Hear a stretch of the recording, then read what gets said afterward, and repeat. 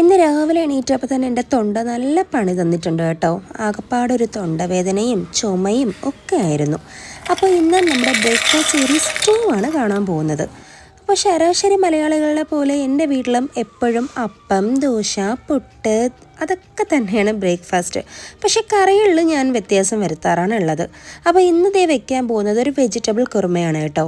അപ്പോൾ തലേ ദിവസം തന്നെ ഞാൻ ഗ്രീൻ ബീൻസ് വെള്ളത്തിലിട്ട് കുതിർത്തിട്ടുണ്ടായിരുന്നു. കൂടെ കുറച്ച് ഉരുളക്കിഴങ്ങും പച്ചമുളകും കൂടെ ഇട്ട് നമുക്കിനി നന്നായിട്ട് ഇതിനെ മൂന്നിനെയും വേവിച്ചെടുക്കാം.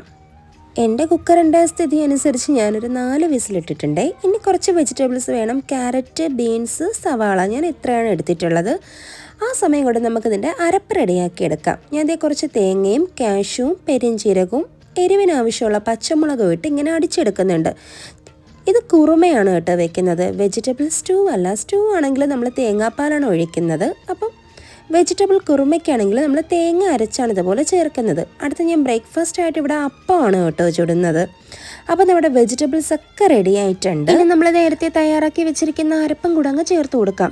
ഞാൻ ദോശയും ഇഡലിക്കും നല്ല പെർഫെക്റ്റ് ആണ് കേട്ടോ. നല്ല അടിപൊളിയായിട്ട് ഉണ്ടാക്കാനുള്ള റെസിപ്പി എനിക്ക് അറിയാം. പക്ഷേ ഞാൻ അപ്പം എപ്പം ഉണ്ടാക്കിയാലും ഫ്ലോപ്പായിരിക്കും. ഒന്നുകിൽ അപ്പം പൊങ്ങി വരില്ല. അതാണ് ഞാൻ ഈ അപ്പത്തിൻ്റെ റെസിപ്പി നിങ്ങൾക്ക് കാണിച്ചു തരാത്തത്.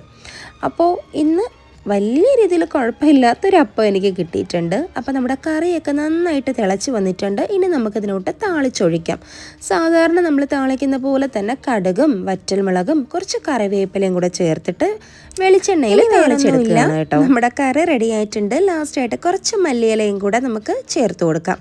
അപ്പം നല്ല പെർഫെക്റ്റ് ആയിട്ടുള്ള എൻ്റെ വെജിറ്റബിൾ കുറുമ ഇവിടെ റെഡി ആയിട്ടുണ്ട്. ഇനി ഇതിൽ എക്സ്ട്രാ ഗരം മസാല ഒക്കെ വേണമെങ്കിൽ നിങ്ങളുടെ ഓപ്ഷൻ അനുസരിച്ച് ആഡ് ചെയ്യാം.